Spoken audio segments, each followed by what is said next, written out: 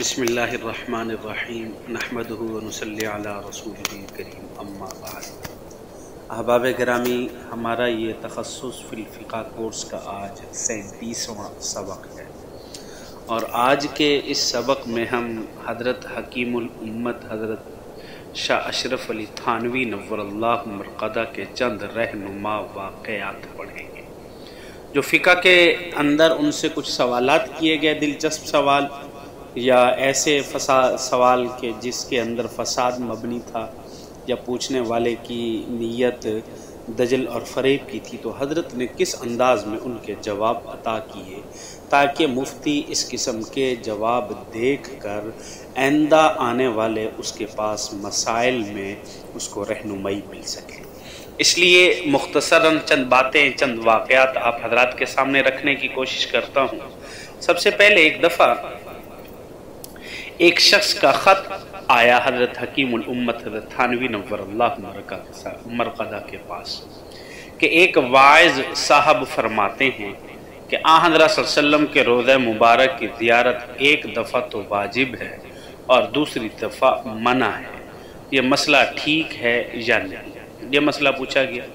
اور اسی طرح ایک شخص اور نے لکھا کہ ایک واعظ یہ فرماتے ہیں کہ جو عشاء کی سنتوں کو پڑھے وہ کافر ہے۔ اور ایسے ہی ایک مضمون شہادت کربلا کے متعلق بھی تھا۔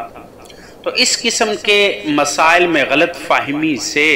سائل کچھ کا کچھ سمجھ کر پوچھتا ہے اور اس بنا پر جواب حاصل کر کے فساد کا سبب بنتا ہے۔ اس قسم کے سوالات کے متعلق میرا معمول جواب دینے میں یہ ہے کہ لکھ دیتا ہوں، یہ حضرت تھانوی فرما رہے ہیں، حضرت تھانوی فرما رہے ہیں کہ اس قسم کے سوالات کے متعلق میرا معمول جواب دینے میں یہ ہے کہ لکھ دیتا ہوں۔ انہوں نے کچھ اور فرمایا ہوگا، عالم آدمی کبھی اس قسم کی بات نہیں کہہ سکتا، آپ نے غلطی سے کچھ اور خیال کر لیا ہے، اور اگر واقع یہ بات ہے تو ان کے ہاتھ سے لکھوا کر بھیجئے۔ فرمایا پھر کوئی کچھ نہیں لکھتا، یہ ایک طرز ہے رفع فتنہ اور انسداد فساد کے لیے بہت مستحسن طریقہ ہے۔ اور ایک واقعہ اور پیش آیا کہ جس شخص نے حضرت سے کوئی فتویٰ لیا تھا، اس نے اس پر مناظرانہ انداز سے اعتراضات لکھ کر بھیج دیے۔ اس کے جواب میں تعریف فرمائے کہ ہم نے اپنی معلومات کے مطابق جواب لکھ دیا ہے، اگر پسند نہیں ہے تو جس عالم پر اعتماد ہو تو اس سے رجوع کر لو۔ حضرت فرماتے ہیں کہ جب میرے فتوے پر اس نے ایک مناظرانہ انداز میں اس قسم کا اعتراضات مختلف قسم کے کر کے بھیج دیے، تو اب میں نے اس کے جواب میں یہ عبارت لکھ دی کہ میں نے اپنی معلومات کے مطابق جواب لکھ دیا ہے، اگر پسند نہیں ہے تو جس عالم پر اعتماد ہو اس سے رجوع کر لو۔ تو ایک تیسرا واقعہ کہ ایک دفعہ مولانا غالباً اس سے حضرت مولانا محمد یعقوب نانوتوی علیہ رحمہ ہے، حضرت مولانا یعقوب نانوتوی علیہ رحمہ کے ایک تصحیح کردہ فتوے پر کہیں سے کچھ اعتراض لکھے ہوئے آئے تھے، آپ نے اس کا جواب لکھنا چاہا۔ مولانا نے فرمایا کہ اس کا جواب مت لکھنا، صرف یہ لکھ دو کہ اس کا جواب تو ہے مگر ہم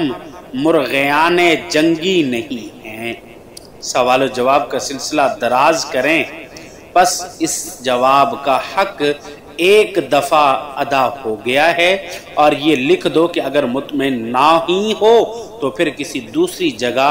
دریافت کر لو، جنگ و جدال سے معاف کرو، ہم لڑائی نہیں کرنا چاہتے، ہمارے فتوے پہ اعتماد ہے تو اس پر عمل کر لو، باقی نہیں ہے اعتماد تو پھر اپنی مرضی سے جس پر تمہیں اعتماد ہے جاؤ ان سے پوچھ لو، ہم تم سے جھگڑا وغیرہ نہیں کرنا چاہتے۔ تو اس طریقے سے بھی فرمایا کہ بات کر دیتے ہیں۔ اور اسی طرح ایک دوسری جگہ فرمایا کہ لوگوں کے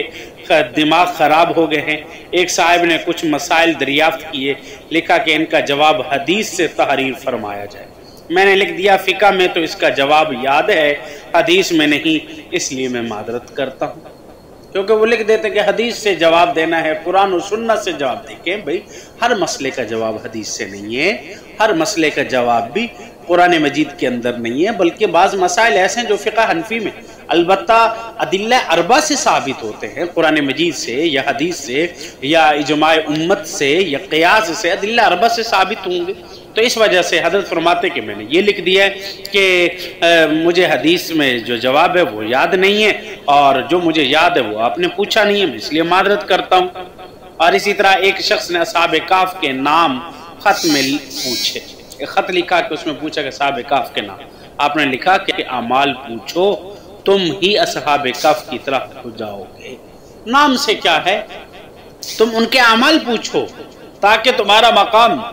اور تمہارا مرتبہ بھی اصحاب کہف کی طرف ہو جائے کہ آج اتنا صدیاں گزرنے کے بعد ان کا تذکرہ خیر کیا جا رہا ہے، تو تمہارا بھی تمہارے اعمال کی وجہ سے تذکرہ خیر کیا جائے۔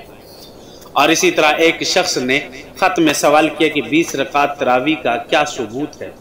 20 رکعت تراویح کا، اس کا جواب تحریر کیا کہ کیا مجتہدین پر اعتبار نہیں ہے، کیا جنہوں نے اجتہاد کیا تم اس پر اعتبار نہیں کرتے؟ یہ جواب لکھنے کے بعد فرمایا اگر اس شخص نے یہ لکھا کہ مجتہدین پر اعتبار نہیں تو میں یہ لکھوں گا کہ مجھ پر کیسے اعتبار کر لیا، جبکہ میں حضرت امام اعظم ابو حنیفہ علیہ رحمہ جیسے بڑے حضرات کا میں تو مقلد ہوں، آپ نے ان جیسے بڑے حضرات کا پر اعتماد نہیں کیا تو مجھ پر کیسے اعتماد کر لیا اور مجھ سے مسئلہ پوچھتے ہو؟ تو ایک جگہ پر فرماتے ہیں کہ مسئلہ پوچھا کہ میں نے عورت کو لفظ طلاق نہیں کہا بلکہ طلاق کاف جو ہے تا کے ساتھ اور کاف کراچی کے ساتھ کہا ہے، تو نکاح کے وقت بھی نکاح نہ کہا تھا، تو حضرت نے کیا فرمایا کہ آپ نے نکاح کے وقت نکاح نہیں کہا تھا، اس وقت بھی ہا کی بجائے ہا کہا تھا آپ نے، تو اس سے بھی آپ کا نکاح نہیں ہونا چاہیے، تو اب کیسے نکاح ہو جاتا ہے ان الفاظ سے؟ اور طلاق کے وقت آپ کہتے ہو کہ میں نے دو نقط والی نہیں کہا، میں نے کاف بریک والی کہا ہے، تو اگر اس سے نکاح نہیں ہوا تو عورت سے نکاح نہ ہونے کے سبب جدا ہونا چاہیے۔ اور اسی طرح حضرت فرماتے ہیں کہ ایک خط آیا کہ جناب آپ خط کے ذریعے لوگوں کو مرید کرتے ہیں، اس کی کیا دلیل ہے